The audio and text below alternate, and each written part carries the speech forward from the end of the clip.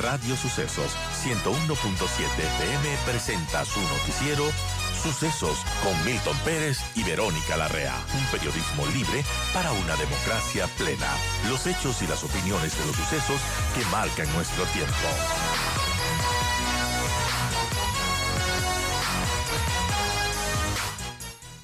Saludo a Henry Cucalón, candidato a la presidencia de la República por la lista 25 Construye. ¿Cómo le va? Buenos días. Muy bien, gracias. Buenos días. Como siempre, un gusto estar aquí. Saludo para todos los oyentes y seguidores, ¿Cómo va la campaña? Me extrañó verle con corbata y traje. porque tengo 3 programas de medios de comunicación, Ujú. uno en Teleamazonas ya mismo inclusive. Sí, claro, cierto. Entonces, por la formalidad me pongo terno, sí. Pero sí, vamos avanzando, como siempre lo he hecho. Mucha entrevista, mucho diálogo, reuniones. En la noche salgo para Cuenca. Y en la calle, la campaña de calle, caminar por Hemos el país. hecho tema comunitario, territorial. Como parte de un simbolismo, yo inicié oficialmente mi campaña en Cotocollao, en Quito, el domingo, hace 2 semanas, escuchando las necesidades de la gente, comprendiendo sus críticas. Hay mucha angustia, hay desconfianza también a los políticos, pero ese es parte del ejercicio de la campaña y poder dar un mensaje directo, no solamente a través de los medios, que siempre he agradecido la oportunidad, y también de los contenidos que se generan de las campañas. Pero nada reemplaza ese tema. Antes de ayer estuve en la provincia de Imbabura, estuve en Otavalo, estuve en Ibarra, caminando por las calles, una vez más escuchando a los ciudadanos y llevando la propuesta, ¿no? Bueno, hablando de la política que se ejerce en el país, el debate fue un ejercicio político, un ejercicio democrático. Eh, no sé qué más se puede hacer con tanto candidato para que esto sea realmente un debate que al final no lo es, una exposición cortita de ideas. ¿Cómo se sintió usted? Bueno, yo tengo mi conciencia tranquila. Pese al eres Sa- o te haces. Sabía, sí, totalmente, sabía ¿Salió que, del alma eso? como todo lo que yo hago, sabía que el formato era muy complicado, y no solamente por la cantidad de participantes. Ha habido varias elecciones, el 21 también hubieron 16, Claro. y promedio han habido 12, 13 en los últimos años, con muchos menos millones de ecuatorianos. Ajá. Así que eso no me sorprende. El formato no daba para más, muy poco tiempo para desarrollar ideas, pero en todo caso logré plantear algunos temas económicos, de manejo de Estado, del tema de la seguridad. Hubiera querido aportar muchísimo más, pero yo estoy absolutamente tranquilo en cuanto al tema de la participación de este debate, que es obligatorio, eh, originalmente cívico, que, como bien señalas, más es una presentación de candidatura, ¿no? Yo quiero empezar a analizar un poco los planes por el tema de la justicia, porque sí preocupa cuando los candidatos hablan de meter presos a los fiscales, jueces corruptos. eh, el candidato Kronfle habló de la extradición de Correa, cosas que le corresponden a la justicia, que si bien uno quisiera que se cumplan, ver a todos los jueces en la cárcel, hay organismos que se encargan de eso. Entonces, cuando un candidato lo dice, me suena que las intenciones de meter mano a la justicia cuando sean funcionarios ya elegidos es un riesgo. Hay una mezcla de eso y de profundo desconocimiento de cómo se maneja el Estado. Ujú. Voy a hablar en primera persona. Yo, a lo largo de la campaña, he propuesto, vía proyecto de ley, la incorporación de la figura de los fiscales sin rostro para delitos de crimen organizado. Y soy enfático: fiscales sin rostro. Yo no he hablado de jueces sin rostro, por si acaso. Y vía una reforma constitucional, insistir en la autonomía de la fiscalía, algo que se trató hace Ujú. 2 años. Y que no Creo que prosperó. debe tener policía fiscal propia, como es en muchos países. Entonces, yo sí tengo una visión articulada del Estado.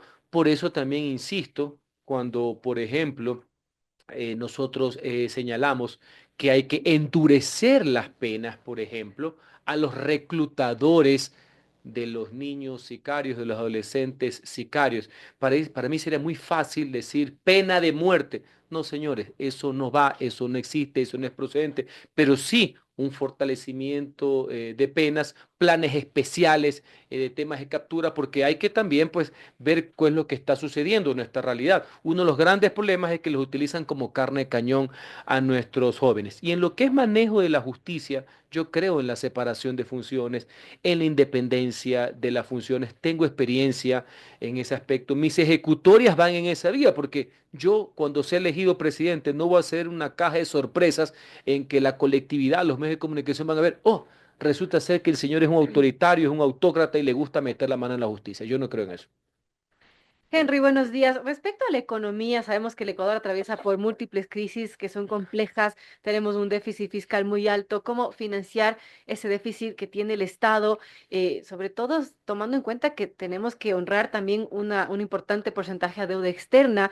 Y también usted mencionaba mucho de que el Estado no debe ser el generador directo de empleo, sino un facilitador para que el sector privado lo haga. Pero ¿cómo atraer esas inversiones privadas en un país que tiene tanta inestabilidad en todo Y la sentido? inestabilidad no viene por un artículo, porque tú puedes poner un artículo, viva la seguridad jurídica, pero si tú Así encargas es. la vicepresidencia como decretos de Fanesca, no vas a llegar a ningún lado, porque eso genera incertidumbre. Cuando publicas leyes que no han sido aprobadas por la Asamblea Nacional, por poner un ejemplo, eso no ayuda a generar el clima de confianza que necesita la inversión nacional extranjera. Pero te voy a dar varios acápites en esa línea. Uno, nosotros tenemos que desmontar el tema de los sectores estratégicos. El país necesita desarrollar el tema del petróleo, necesita desarrollar el tema eléctrico en generación, transmisión, distribución, y solo se puede hacer de la mano del sector privado. El Estado no tiene los recursos y los recursos que actualmente tiene deben ser enfocados en salud, educación y seguridad. Eso traerá empleo, di cifras inclusive en el debate. Pero así como eso no va a ser a la noche a la mañana, pero hay que iniciar el cambio. Hay facetas que sí se pueden hacer con voluntad política. Uno, siempre se ha hablado, pues se tiene que ejecutar. Salvo el área de protección social, el Estado debe ir a un ajuste. Sí, un ajuste de la grasa innecesaria que tiene el Estado de una burocracia indolente. Y también hay que ser muy claros. El tema de los subsidios. Ahí hay subsidios, como por ejemplo, gran parte del subsidio del diésel, que no va a los más pobres, sino que fomentan actividades de carácter ilícita, inclusive asociados con actividades de carácter criminal, donde el Estado, solo en el último reporte, cifra porque están verificando todo y me parece muy bien, según lo que se ha publicado, 1.951 millones les costó el subsidio al diésel el año pasado al Ecuador. Por poner un ejemplo. Sí son medidas duras, pero los subsidios solo son para los más pobres, no para los que tienen o peor los que están en actividades Son ilícitas. anuncios que no son propios de un candidato en campaña que busca ganar votos y No no son perder. populares. Ah, Cuando usted dice el subsidio al diésel, por ejemplo, el subsidio al gas doméstico. el subsidio del gas doméstico tiene un tratamiento distinto, Ajá. creo, en la focalización para los más pobres y hay que seguir ajustando las tuercas porque aún así el gas se va por contrabando, va a los países vecinos y lo utilizan gente que es rica. Pero me puse el ejemplo del tema del diésel y Ajá. veo que estamos de acuerdo. Si yo fuera un populista, un demagogo, no tocaría temas difíciles. Pero ¿sabes cuál es el problema? Que para ganar parece ser que hay que mentir. Y yo no puedo mentir en ese sentido. Yo creo que si se le habla con transparencia a los ciudadanos y se les dice, de este rubro, por ejemplo, de este subsidio ineficaz, va directamente para la compra de medicinas, va directamente para el tema del sector salud, la gente va a comprender. Hay sensatez, puede haber racionalidad, porque aquí no hay magia para el tema de los recursos. Y por el otro lado, creo que hay una mayor concientización de diversos temas. Escribí el otro día un articulista que los temas que yo he planteado en petróleo y en energía eléctrica hace 10 años hubiera sido imposible. Pero ahora, después lo que pasamos por los apagones, que no solamente es un tema de carácter climático que no se le puede echar la culpa a nadie, sino con el fracaso del modelo estatista, de los monopolios estatistas, ahora no hace falta ser de izquierda o derecha para decir, pero claro, tiene que haber iniciativa privada y que el Estado regule y que no sea el que detenga el monopolio. Hace unos años, corrígeme si me equivoco, hubiera sido imposible. Peor ahora, que se conoce que en Colombia, quien es que nos provee energía y nos vende, el modelo prácticamente es privado. Y no estamos hablando de Suiza, estamos hablando de aquí al lado, por poner un ejemplo. Bueno, hablando de plata, el gobierno necesita un montón de dinero para poder solamente ponerse al día con todo lo que debe, mucho más para hacer obra pública, infraestructura. ¿Usted pensaría en cambiar, en hacer una consulta, en revivir el ITT? El ITT, el pueblo se pronunció. Yo como presidente no puedo convocar una consulta. Hay que respetar lo que decidió el pueblo ecuatoriano. Cosa distinta fuera si hubiera una iniciativa ciudadana. pero ese es otro cantar. Yo como presidente no. Tengo que respetar más allá que no estuve de acuerdo, pero la democracia no funciona solamente cuando uno gana. Eso sí, lo dije en su momento cuando fui funcionario público, lo digo ahora. El fallo de la Corte, que puso un plazo de un año, siempre fue inejecutable. Rompe el derecho con la técnica, con la realidad. Lo que yo propongo, y vengo insistiendo, es que tenemos que ir a las delegaciones privadas en el sector petrolero. Sí, con responsabilidad ambiental, por supuesto. Necesitamos explotar lo que nos queda de petróleo y solo se puede hacer de la mano del sector privado para que invierta, arriesgue, explore, explote y el Estado gana. El Estado no tiene los recursos para hacer esas explotaciones y encima es un pésimo administrador. Petrocor ni siquiera tiene balances. Entonces, respeto la decisión, aunque no lo comparto, no se pudo hacer en un año. El desmonte cuesta muchísima plata y no se hace en tan corto tiempo. Pero yo como presidente no puedo promover a mi firma una iniciativa para el tema del ITT. Eso debe venir por la ciudadanía. Henry, usted decía que Petroecuador debe morir para que el Ecuador viva, lo dijo en el debate. Sí, lo he dicho en varias entrevistas y es un término, ¿Tan tajante? es un titular para explicar que Petroecuador no puede ser una empresa que no tiene ni balances, que es una porquería, que es un foco de corrupción, una cueva de Rolando.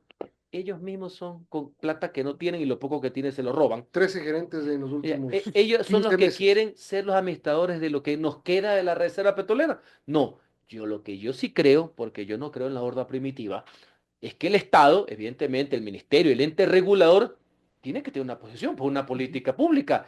Toda esta vía de delegación al sector privado, concesiones, el cambio del modelo de contratos, que yo voy por el modelo de contratos por participación, no contrato de prestación de servicios, tiene un Estado fuerte regulador. No es que aquí uno viene y hace lo que le da la regalada gana, no. Pero no puede Petrocor seguir siendo la empresa ineficiente que es y encima pensar que con los recursos que no tiene, ellos son los que van a explorar los campos que todavía nos quedan. Necesitamos esos recursos para enfocarlos en los más pobres. Necesitamos explotar el petróleo. Eso generará muchísimas fuentes de empleo, dinamiza la economía y con esos recursos que sí recibe el Estado, tenemos que enfocarlos en salud, educación y seguridad. Hablamos del tema energético, porque si gana usted, va a tener en el segundo semestre estiaje. Y ahora necesitamos más megavatios que el año pasado. Entonces, si el presidente que viene no soluciona eso, se le acaba la luna de miel enseguida. Primero, la solución de fondos que hemos venido explicando, romper el tema de los monopolios y que no haya restricción alguna, ni límite alguno a la inversión privada en el tema de generación, de todo orden, inclusive fomentando la eólica, fomentando la fotovoltaica. Saludo, que así sea tarde, por mucha politiquería, un año después haya firmado finalmente el contrato de Villonaco 3 en la provincia de Loja para energía eólica. Son como 110 megavatios, una inversión de prácticamente 200 millones. Qué bueno, más allá que se demoraron un año, solo porque fue iniciado en el gobierno anterior. Y mientras se haga ese cambio y esa visión y vengan las inversiones, que en todos los analistas que se publica en la prensa ecuatoriana dicen que conservadoramente pueden existir en los próximos 4 años de 2.000 a 4.000 millones de dólares de inversión y 60.000 empleos directos, lo que actualmente tenemos. Señores, debemos también romper el tema de la burocracia. Si ustedes preguntan a quienes hoy día pueden hacerlo hasta 100 megavatios, van a ver los enormes problemas, dificultades y trabas que le ponen básicamente para la fotovoltaica. No podemos seguir así. Y obviamente el Estado debe seguir, el gobierno nacional debe seguir apostándole a generación termoeléctrica hasta que tengamos el cambio total. O sea, son varias decisiones, estimado Milton, no es una sola, no se trata de hacer magia y diciendo a la gente la verdad de la necesidad de ese cambio. Una de las críticas que se le hizo al gobierno no fue que haya venido el estiaje, porque no depende, sino del manejo comunicacional, político, informativo de la crisis. O sea, la crítica que existió no fue por la crisis, sino la forma en que se administraba la crisis. Hablemos de la comunicación. Usted ha dicho que si es que es presidente, si llega al Palacio de Carondelet, va a comunicar todos los días lo que su gobierno haga. Claro, no voy a ser como los presidentes de México que hablan muchas cosas al día. Lo que sí voy a hacer es que el gobierno tiene que comunicar, tiene que funcionar. Históricamente, los presidentes lo hacen, los secretarios de la administración pública lo hacen, los ministros de gobierno lo hacen. El secretario que cuando yo era chiquito se llamaba Sendip y ahora se ha convertido en una gerencia de pautas. A eso se ha terminado la Secretaría de Comunicación. Cada uno de los directores de comunicación de los ministerios también tienen que hablar, tienen que informar, no vender verdades totales, peor estados de propaganda. Y obviamente tienen que acudir a los medios de comunicación. ¿Por qué digo esto? Porque en la actualidad parte del derroche que existe, que hay un estado paralelo de comunicación. Aquí los DIRCOMs, que no sirven para nada en cada uno de los ministerios, todos tienen contratos con empresas de comunicación, con empresas de publicidad y les dan haciendo el trabajo los otros. No, señores. No, primero está por responsabilidad. Y aprovecho para decir que yo en mi gobierno tendré ministros y ministras de Estado, jóvenes y con gente con canas, pero todos ministros. No van a ser muchachos ni muchachas a ser mandados, ¿no? O sea, no va a ser mañaneras, pero sí sabatinas. No, la información es constante. Las sabatinas se convirtieron en un principio un mecanismo de acercar al gobierno a la gente, lo cual no me parece mal. Al poco tiempo fueron unas kermés de culto a la personalidad y temas de estado de propaganda. ¿Qué es lo que quiero decir? No puede ser lo que está sucediendo, señores. Que todo es en paralelo, que los voceros del gobierno son gente que les tiene que pagar para hablar. ¿Usted ha escuchado declaraciones de la Secretaría de Comunicación? ¿Ve entrevistas? En mi gobierno, el secretario de Comunicación va todos los días al Cuarto Azul. ¿Cuál es el cuarto azul? O el El que cuarto está en el oscuro. que está en Carondelet tiene unas cortinas azules, igualitas al Blue Salón Room, azul. al Salón Azul, así mismo, sí, sí. Y el secretario de la Administración habla todos los días. Recién hoy día me he enterado que una de las vicepresidentas que nombran aquí como ruleta ha sido secretaria de la Administración Pública. Claro. Ah, ya. En otras épocas, Jefa de gabinete. en otras épocas la prensa hubiera preguntado quién es, ¿no? Pero vivimos épocas tan anormales que nadie reclamó, que nadie sabía quién era el secretario de la Administración Pública, ¿no? Sí se dan cuenta de esos pequeños detalles, ¿no? Antes la gente era dura, ¿no? En los 80 y los 90 eso hubiera sido inadmisible, por poner un ejemplo, ¿no? Vamos a hacer una pausa, tenemos que ir a la publicidad un segundito. Regresamos para seguir conversando con Henry Cucalón, candidato a la presidencia. 8:51 amigos, conversamos con el candidato presidencial Henry Cucalón. Bien, Henry, hablemos de la institucionalidad de nuestro país y hoy que está en entredicho las decisiones del Consejo de Participación Ciudadana que está tomada por la Liga Azul en esta nueva mayoría. ¿Cuál es su criterio respecto a este organismo? Eliminación del Consejo de Participación. Lo he ¿Cómo? dicho siempre y lo voy a ratificar. De conformidad con los dictámenes de la Corte, es una reforma parcial de la Constitución. Artículo 442 de la misma. Yo el primer día envío el proyecto a la Asamblea Nacional. Tiene 90 días para hacerlo y nos vamos a referéndum. Y le explicaré yo mismo y el gabinete y el ministro de Gobierno y la secretaria o secretaria de Administración Pública por qué debe ser eliminado. Con buena comunicación de lo nefasto que es este engendro que solo ha servido para que los politiqueros pongan sus pezuñas en la institucionalidad. Asamblea Constituyente. He manifestado que en mi primer día propondré una serie de enmiendas constitucionales, artículo Vía 441. asamblea. Enmiendas pueden ser inclusive de carácter directo. La Corte tiene que dirimir, pero los antecedentes los conozco, básicamente por el tema de los sectores estratégicos, reformas parciales que le enviaré a la Asamblea. Si existiera obstrucción, no oposición, nos iremos a una constituyente, con una premisa. Ya la Corte Constitucional ha establecido que en el caso de una constituyente no es de plenos poderes, no se va al Congreso, no se destituye a nadie, por si acaso, no se dan amnistías, no se dan mandatos constituyentes y todos esos adefesios que pasó en el 2008, por si acaso. Le ¿Ya? pregunto este tema de las enmiendas o reformas parciales que deberían ir por la Asamblea Nacional. Usted ha sido congresista 2 veces. Sabe que se necesita tener buenas relaciones, por lo mínimo, para poder sacar algo. Construir no tiene candidatos a la Asamblea. Si bien eso no significa que llegue con menos asambleístas, Sí pero tiene sí candidatos a la a la Asamblea. Asamblea Nacional, perdón. Solo le falta la lista por una trafacía que hicieron, Ya, ok. a la lista nacional. Eso le pone en desventaja de todos modos con las otras Claro. listas. Un presidente necesita asambleístas. Si usted es presidente, no tendría la fuerza suficiente para tener ¿Quién- un bloque. Y yo Con digo, un bloque propio y que al ritmo que van, ojalá que nadie saque un bloque propio, porque claro, les gusta tener un bloque mayoritario cuando son como tú, se visten como tú, hablan como tú, porque cuando sale el bloque mayoritario que no es como tú y no te gusta. Estos grandes temas que involucran también la seguridad, involucran grandes consensos nacionales. Y he escuchado a muchos candidatos y fuerzas políticas que piensan exactamente lo mismo.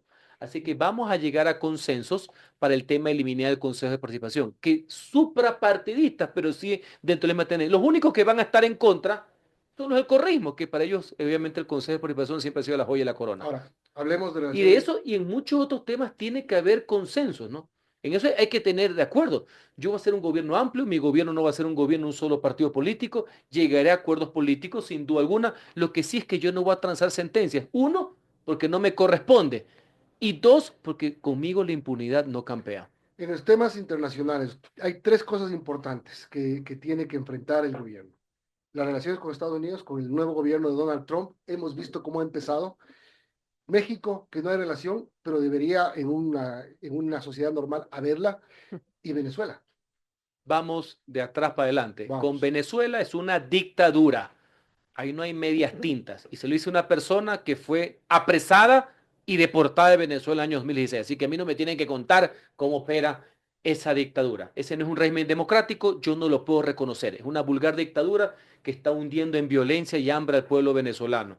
Segundo, con el caso de México, es obvio que las relaciones son importantes, pero hoy yo tengo que defender a mi país sobre el proceso que nos enjuiciaron en la Corte de La Haya. Es una sola posición con el Ecuador. Ojalá que en algún momento, cuando ganemos ese proceso, más allá de las diferencias internas que podemos haber tenido, pero el Ecuador externamente es uno solo y mi deber es protegerlo. Cuando el gobierno mexicano comprenda que las relaciones entre los países y sus pueblos son más importantes de estarle dando asilos a delincuentes contumaces como el señor Glass, podremos conversar, porque al final de cuentas, el gran perjudicado de esto son nuestras comunidades. El salvoconducto a Glass no es negociable ni será Yo no parte. se lo puedo dar, no, no se lo voy a dar, no se lo puedo dar. Y aparte yo tengo que defender a mi país en la Corte Internacional de Porque La Haya. darle el salvoconducto a Glass sí estaría en manos del presidente, contrario a la extradición Correcto, yo no se lo de voy todos a dar nosotros. y tengo que defender a mi país en la Corte de La Haya. Puede haber existido diferencias de criterios sobre el manejo de la crisis,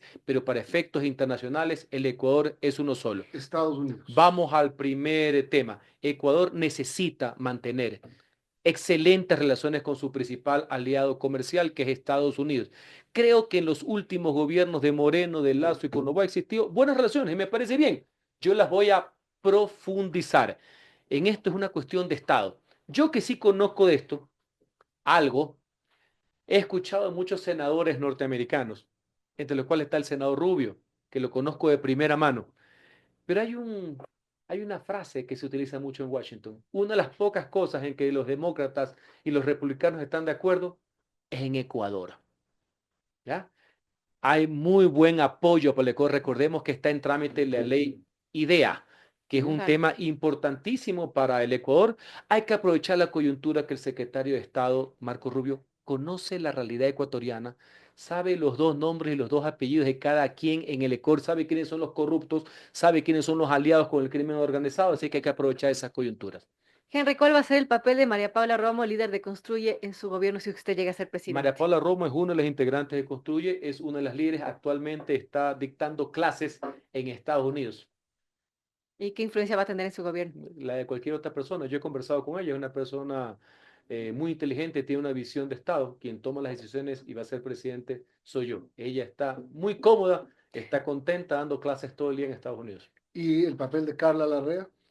El papel que la Constitución le otorga, yo no voy a hacer lo que ha hecho este gobierno, de trapearse la Constitución a punta de caprichos. Uno, porque ni Carla lo permitiría, tiene personalidad. Y yo sí soy ajustado al Estado de Derecho. Si le escogí para ser candidata a vicepresidente es porque creo que puede ser presidenta de la República. Y ahora en el debate, que dijo lo mismo que ha venido diciendo los últimos 5 meses. Pero entiendo que la gente se encandelilla y pone más atención en esos ejercicios. Ya vieron la capacidad, el temple, la inteligencia y la valentía. Adicionalmente, que ella va a estar en todos los temas de gobierno, porque, por ejemplo, la vicepresidenta es miembro nato del Consejo de Seguridad Pública del Estado, del COSEPE. Adicionalmente, va a tener funciones delegadas específicas en materia de productividad y emprendimiento. Bueno, ¿siente usted que la campaña es igualitaria? ¿Siente porque tenemos un presidente candidato que es difícil controlar? Pero ¿cómo va a ser igualitaria cuando el órgano electoral, el llamado a vigilar el juego limpio, la igualdad de condiciones, la pureza de sufragio y la libertad electoral, es el compinche y árbitro mudo de una flagrante violación a la ley y al sentido común que promueve la desigualdad? Yo fui uno de los legisladores que conoció, apoyó y voté el artículo 93 del Código de la Democracia. Nunca me imaginé tal nivel, no puedo decir la mala palabra que quiero decir en este momento, porque es muy temprano, de audacia, Ni tanto ya son las ya, la armas. audacia, por decirlo menos, y que haya unos corifeos y unas focas ahí aplaudiendo de que es necesario violar la Constitución porque la señora Abad es mala persona y es correísta. Por Dios, nunca, yo que he visto muchas cosas y he leído muchas cosas en la historia, nunca me imaginé tal nivel de trafacía que traten de interpretar algo que pone en igualdad de condiciones, porque lo que debe uno preservar es que no haya abuso del poder. Y el abuso del poder no se da si quien detenta el poder, llámese presidente, asambleísta, alcalde, entrega o no entrega en propaganda una camiseta. Es el mero ejercicio del cargo, el ejercicio de un conjunto de atribuciones, potestades y competencias. Me apena en ese sentido la poca creencia democrática que se tiene y que parece ser que es apoyada, más allá de sectores, el voto es libre, sectores que con tal de satisfacer sus odios con los sátrapas, delincuentes, prófugos, sentenciados del correísmo, son capaces de aupar cualquier tipo de operación. Pero les digo algo, la historia no se equivoca. Todos los autócratas, todos terminan en temas de corrupción. ¿Qué pasa y cómo se va a sentir usted si el 9 de febrero no llega a la segunda vuelta? Esperemos al 9 de febrero. En todo caso, ¿Qué cree si que va a no pasar? fue, no, yo estoy peleando todos los días para llegar a la segunda vuelta y para ser presidente de los ecuatorianos. Lo que puede suceder es que no sea elegido. Ese es otro tema. Ese es otro tema. Ya lo veremos el 9 de febrero. Lo que sí sabe el pueblo ecuatoriano, uno, es que yo no me escondo. Siempre doy la cara y voy a seguir luchando día a día por defender los intereses de las grandes mayorías del país. Gracias. ¿Algo más? O ya, chao. No, bueno, son las 9:01, quizás, ¿qué expectativas tiene de lo que queda de campaña, Henry? Vamos a meterle muchísima fuerza. Le digo a los ecuatorianos que sí es posible un cambio radical. Tengo la capacidad y la experiencia para poderlo hacer sin corrupción ni improvisación, con mucha firmeza, sin autoritarismo y que por favor voten por convicción. Estamos en la primera vuelta. No voten por resignación. El Ecuador merece mucho más. Gracias. Henry Cucalón, candidato a la presidencia. Por la lista 25, 9 y 1 tenemos que terminar. Nos vemos el lunes.